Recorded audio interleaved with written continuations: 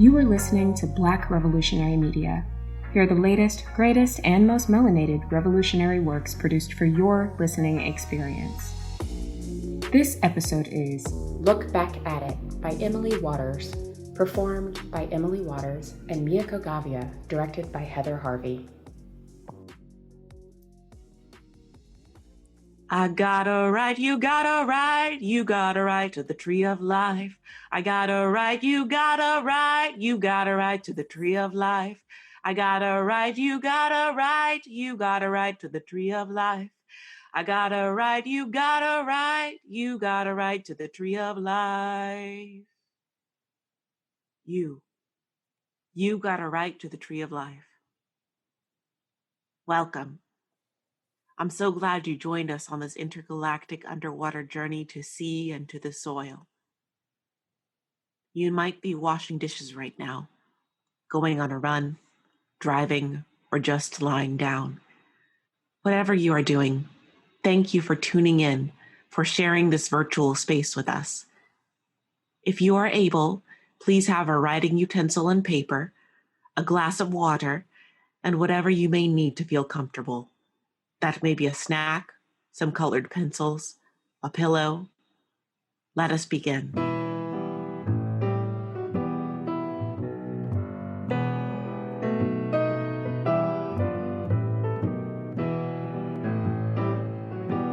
Good evening, y'all. I said, good evening, y'all. Good evening, y'all.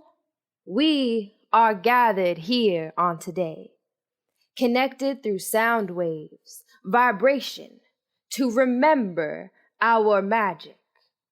We are gathered here today to remember our joy. We are gathered here to honor those that came before us and those yet to be. Can I give y'all a little history lesson? Let's take it on back into time. The year was 1851, and there was a term called drapetomania. It was the illness of fleeing captivity.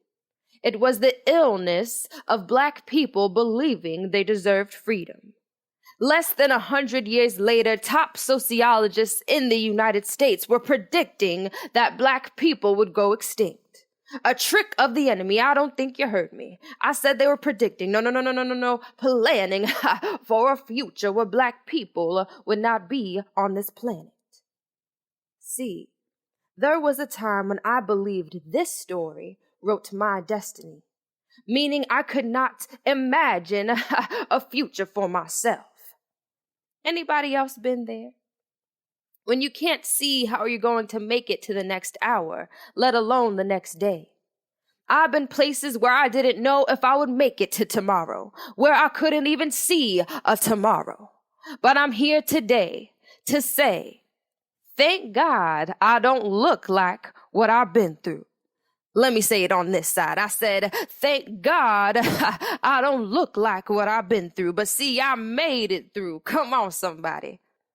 See, I've been thinking about the term intergenerational trauma. The idea that trauma is and can be passed down through the generations. My question on today is if our bodies can store and remember trauma that we did not experience directly, can we tap into something else? Intergenerational survival, intergenerational thriving, intergenerational joy that can be passed on through the generations. Can we remember our survival strategies? Come on, somebody. Can our bodies remember how we made it this far? To see the future. To really feel a future, I believe we gotta peep what came before us. Take it on back. I'm saying look back at it. Come on, somebody. When they said we wouldn't make it, we prayed, we sang, we remembered, hallelujah. We birthed, we loved, we fought. Oh, I wish I had a church of joy in this place. We waded in the water, children. The water they said would take us out. The water, the ocean that can hold onto sound for hundreds of years. Did you know that? Hundreds of years. Dr. Alexis Pauline Gum shared that the water of the ocean can retain the sound of hundreds of years. What stories are swimming in those waves? My God, the water they said we would drown in. Wade in the water. Wade in the water, children, wade in the water. Somebody finna trouble. In the end of the beginning, there is a river. An end that needed to mist up from the gurgling water's floor. It carries the oceans, welling in the eyes of the people in Haiti. It is said that they cried tears of anguish, of sadness, of remembrance. It is said that from their tears the basil plant grew to full size. As the people promised to fight, they put basil in their eyes. Now, basil in the eyes supports night vision and eye fatigue. Basil taken internally helps deal with anxiety and stress. This rebellion led them to their successful armed battle against the French and resulted in independence in 1803. This same journeying water traveled to the coast of Carolina, interrupting the scent of dogs in the night, whispering remedies and herbal recipes to Aunt Darkis, a black blind medicine woman who walked into the night and cried, prayed, sang, and alchemized plant medicine for her people. In the tears they were able to cleanse. In the tears they were able to fight. Now, the brook, transparent and full of greens, is giggling and skipping past stones, sliding to meet the river, pleading for one more story. The river is laughing a deep, warm laugh, the kind that roots in your belly, warms your chest, and makes the room glow a little more golden. Pausing to catch the fall of the stream, trickling from soft to hard rock, it is boisterous and demanding, inviting the sun to weave rainbows on its surface, dropping into a still and gentle knowing. As the stars appear to be breathing forward from ocean-deep skies, the moon beckons the river onward, over and under and through to the salt. And when the ocean meets the river, it begins to sing the song passed from my great-great-great-great-great-great-great-grandma. I got a right, you got a right, you got a right to the tree of life. I got a right, you got a right, you got a right to the water of life. The river and ocean are swirling into one, spinning and whispering, waving and roaring. I've missed you.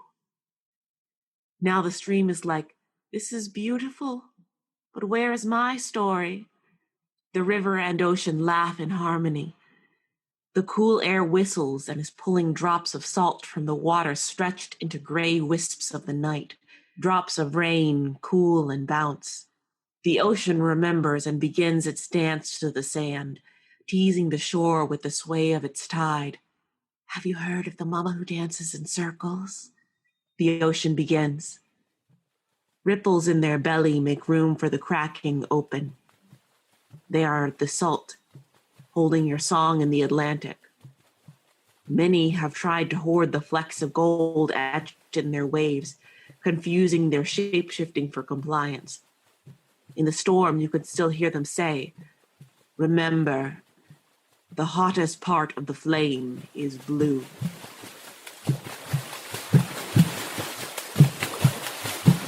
I remember one time I was in the playground with my mom. I was about 4 years old and my sister was a little over a year. We were running around and swinging in the swings when the dark clouds in the sky started to become fuller and grayer. The sky swirled from a periwinkle blue to a dusty green, casting sepia tones on the neighborhood. When we ran back to our house, as the raindrops started to fall faster and heavier, turning from droplets to spheres of ice. We ran back to our house as the raindrops started to fall faster and heavier, turning from droplets to spheres of ice.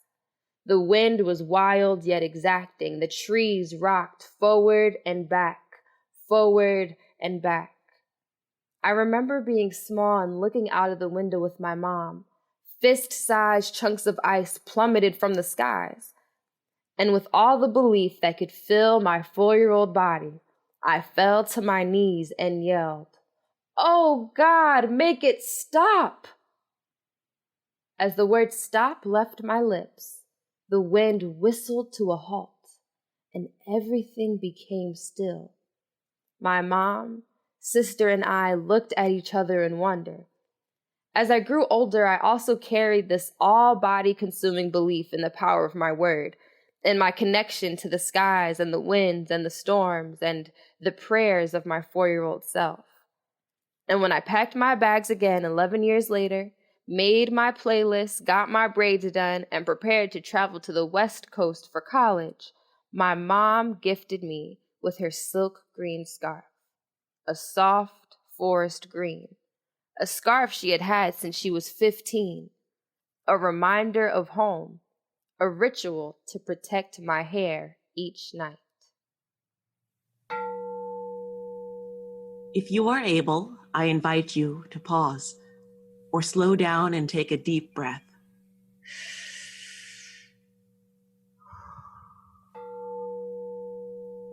Breathe in, breathe out. Please grab your pen or pencil and paper. I invite you to write the word freedom at the top of your paper. This freedom dreaming exercise is inspired and adapted from a lovely writing prompt developed by artist, scholar, and cultural strategist Ebony Noel Golden. The prompts will flow at a steady pace. Feel free to write what you can and circle back or pause the journey. Freedom smells like. Freedom moves like. Freedom's favorite song is. How does freedom greet their loved ones? How does freedom describe itself? What song supports you in feeling free? What is your freedom dream? What does freedom want to tell you? Thank you for exploring and imagining. Let us journey on.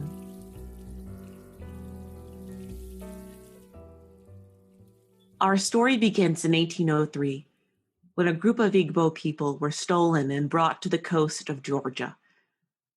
When they got to the Gulf, they refused to stay. It is said that as they walked back into the water, they sang, "The water spirit brought us here, and the water spirit will bring us home." Some decided to make the journey back, cloaked in the wave, folding songs of lament, recipes for survival, memories into the stream. Others decided to return by air, breathing deep, surrendering to the currents over land, leaving secret songs with the owls and maps with the crows. They sang, "The air guided us here, and the air will float us home."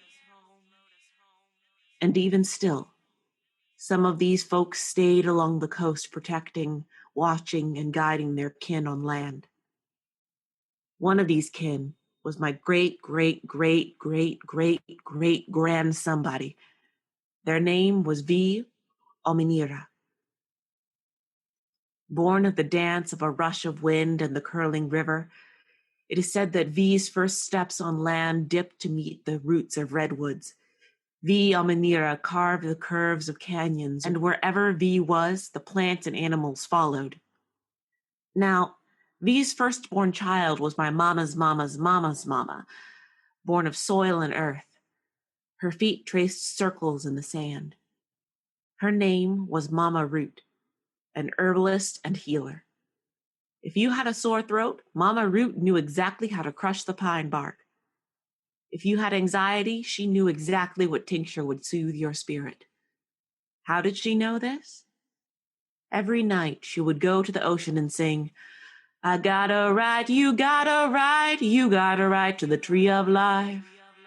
And the water would begin to swirl as this beautiful mermaid would rise up and sing, I got a right, you got a right, you got a right to the water of life. They would laugh and cry and sing and blow bubbles and trade stories and dreams and wisdom. Across town on Broad Street, there was a white man named Dr. Trot from New York who opened an apothecary. He had all the bells and whistles and shiny bottles, but every day his shop was so quiet you could almost hear it ringing. One day, he asked someone why no one gave him any business. They said, well, we don't know you like that, and we all love and trust Mama Root. That night, Dr. Trot came up with a plan. As he saw Mama Root pack up for the night and head down the road, he followed her. She got down to the ocean and sang, I got a right, you got a right, you got a right to the tree of life. And the mermaid rose up singing, I got a right, you got a right, you got a right to the water of life. And they took Mama Root down and they ate and laughed and shared their wisdom. As soon as Mama Root left, Dr. Trot ran out from behind the rock and went to the ocean singing, I got a tree, give me your tree. The water was still. He sang, I'll take your tree, I'll take your water, I'll take your tree. Then he remembered, I got a right, you got a right, you got a right to the tree of life. This time the mermaid did rise up, and he captured her and locked her in the upstairs of the apothecary.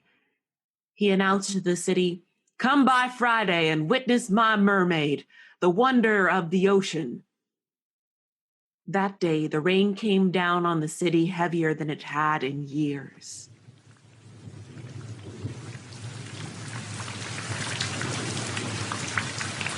Let us look to one of the foundational books of this house, Black on Both Sides, by the prolific C. Riley Snorton.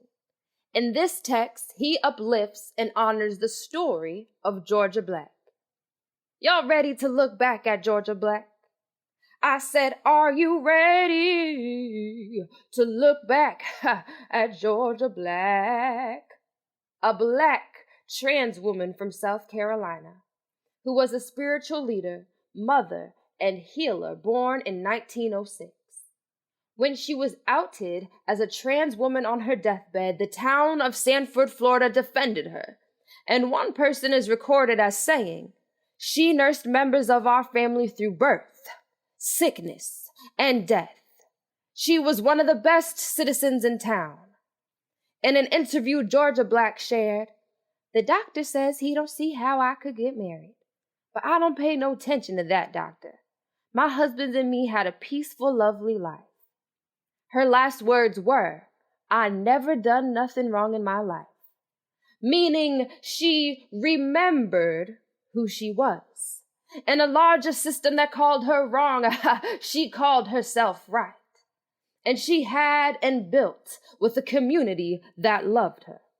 Now let's turn to another one of our foundational texts, Toward an Intellectual History of Black Women, an anthology edited by the illustrious Dr. Farrah Griffin, Dr. Martha S. Jones, Dr. Mia Bay, and Dr. Barbara D. Savage.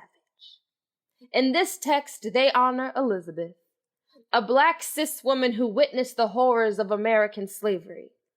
After a prophetic dream, she wrote, in every lonely place I found an altar. Let me go over to this side and repeat that because I don't think y'all really heard me on today. In every lonely place I found an altar. In every place they called dead, called unworthy, called shackled, called fear, called doubt. She called love, she called fight, she called song, she called free. When no one else saw her, she lit her candles and sang her songs, and she survived. So I could, so you could, so she could. My soul looks back in wonder how I made it over.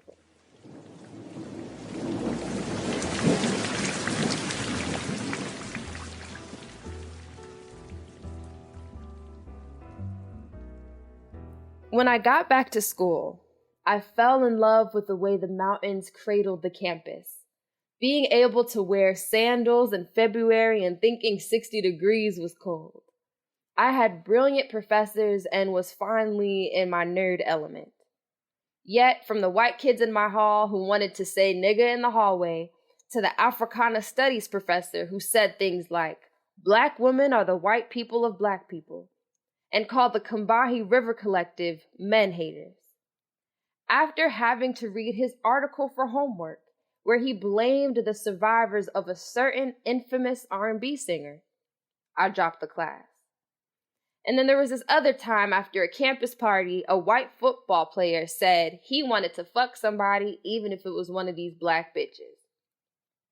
I walked over and defended myself and my friends, and as he towered over me, the Black men on campus stood, watched, and laughed.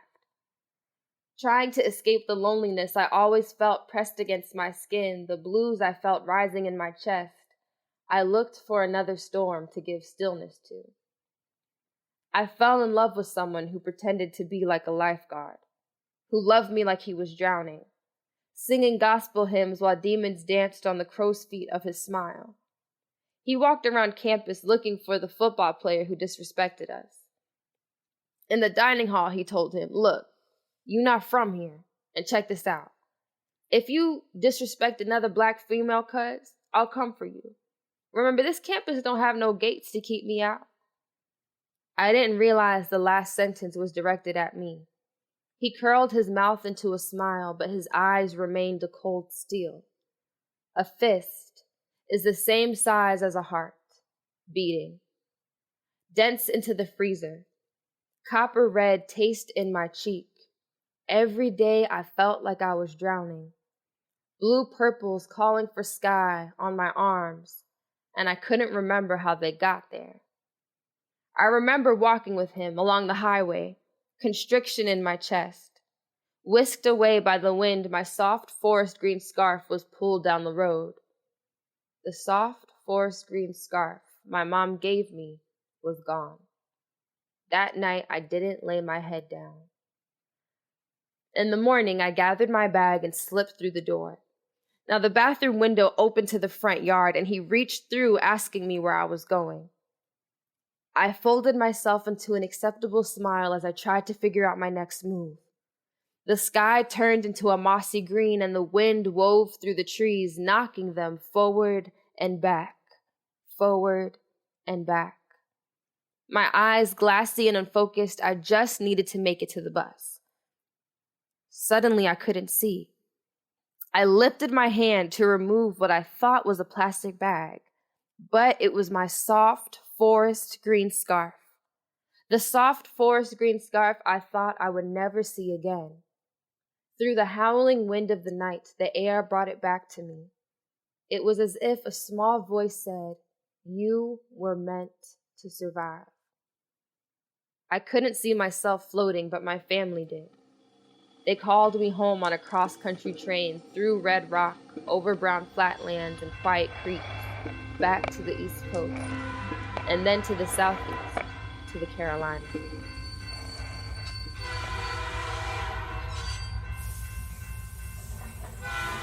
When we last left, Dr. Trott imprisoned the mermaid in order to get customers.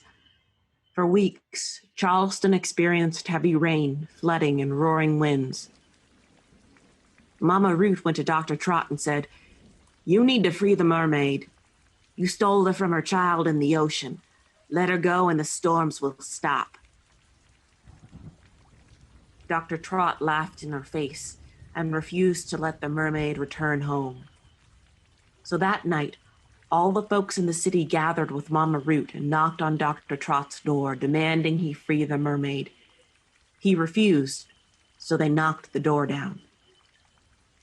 Dr. Trott's eyes darted from the crowd of folks to the room upstairs, and with a deep breath, he said, "I made it all up.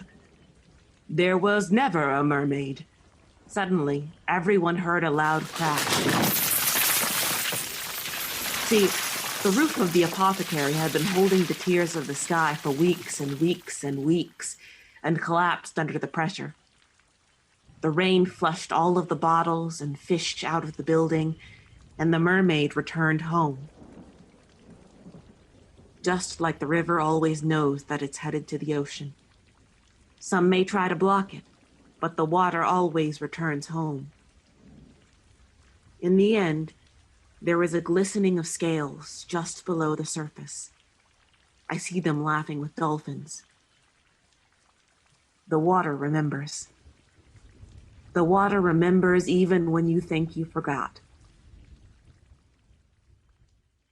Sometimes I see my great-great-great-great-great-great-grandmother going to the ocean.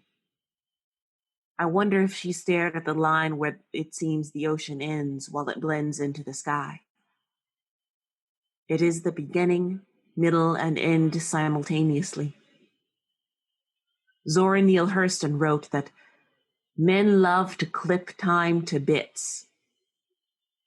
Now we experience time like a braid, or like three siblings, the ocean, river, and gurgling brook. These days we measure time by the rotations in the sky.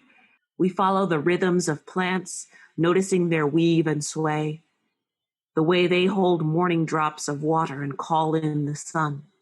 Maybe you'll feel me in the salt speckled in the folds of the wave.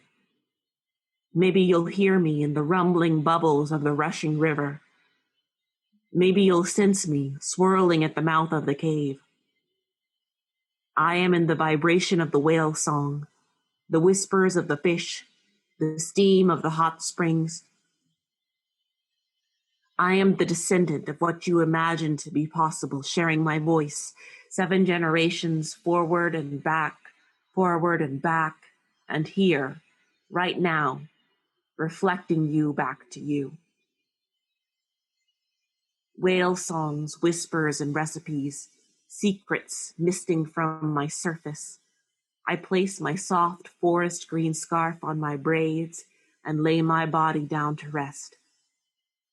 If you go to the water and listen, you might just hear, I got a right, you got a right, you got a right to the tree of life. I got a right, you got a right, you got a right to the tree of life. I got a right, you got a right.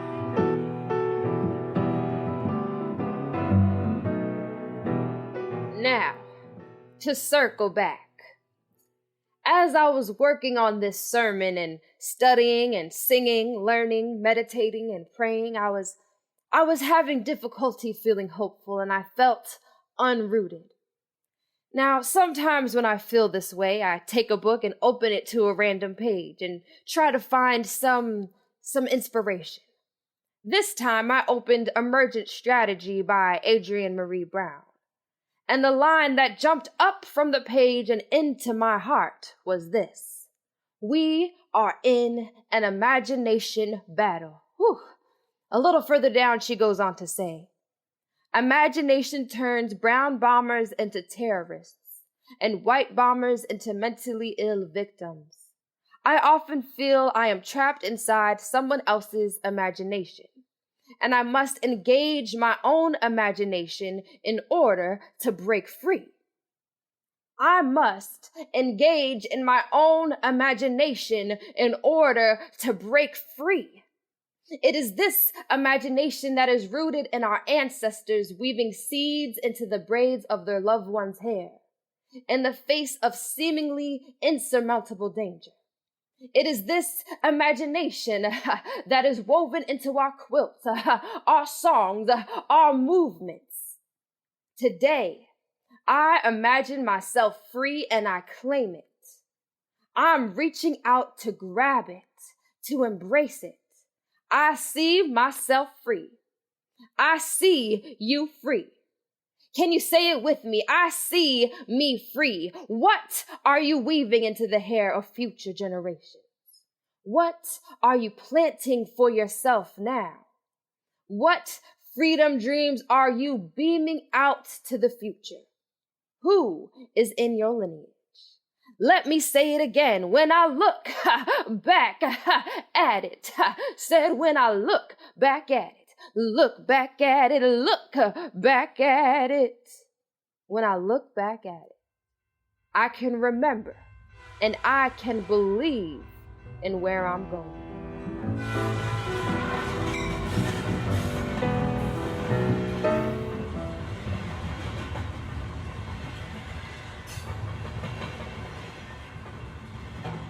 In the Carolinas, I met a healer. Her hair was a dance of curly grays and whites. Her smile was deep. Welcome, Emily and Demetria. I am so glad you're here. Now, I do have a call in about an hour, and we can talk about your time here over some tea and muscadine grapes. You must be hungry. Shall we drive to one of the best spots before you two get settled in?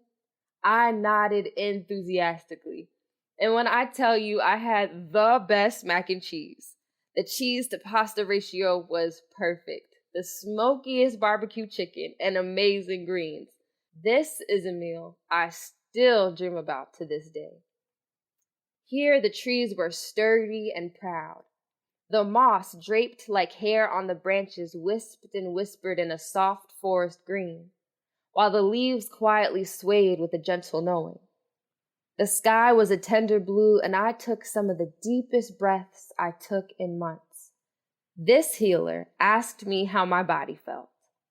On this day, the invitation was to only talk about how my body felt. So I would say things like, I feel a little tingling in my left toe, or the top of my right hand itches, or my left shoulder is sore. I realized I felt tricked out of my body. And I started to feel my toes and my feet. I started to remember my arms and my hands, and I sang, I cried, I danced, I remembered. It was that time of day where the sun and the moon shared the sky. The moon glowed a bright tangerine orange as the sun began to nestle behind the shore, cascading through the clouds, beaming like a golden fan and skipping across the surface of the ocean.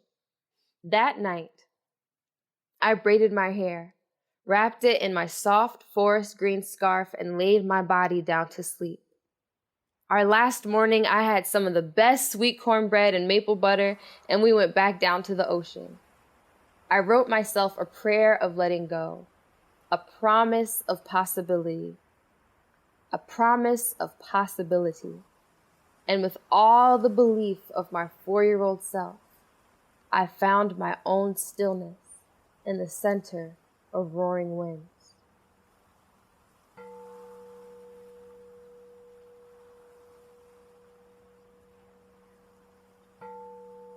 To prepare for this meditation, you may be lying down, sitting, or standing.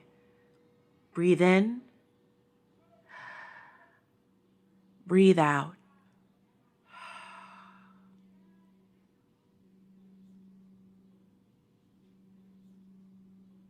How do you move when you feel free? I invite you to place your hands on your knees and get ready to throw that ass in a circle. Throw that ass in a circle. A circle calling back to your ancestors. Throw that ass in a circle calling forward 7 generations. What stories are you looking back at? What stories do you wish to bring forward?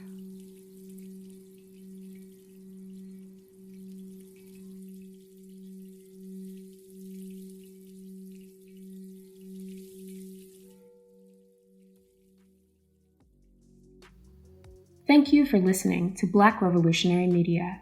You can check us out online and hear more of our work at blackrevolutionarymedia.com and support our work at patreon.com/blackrevolutionarymedia.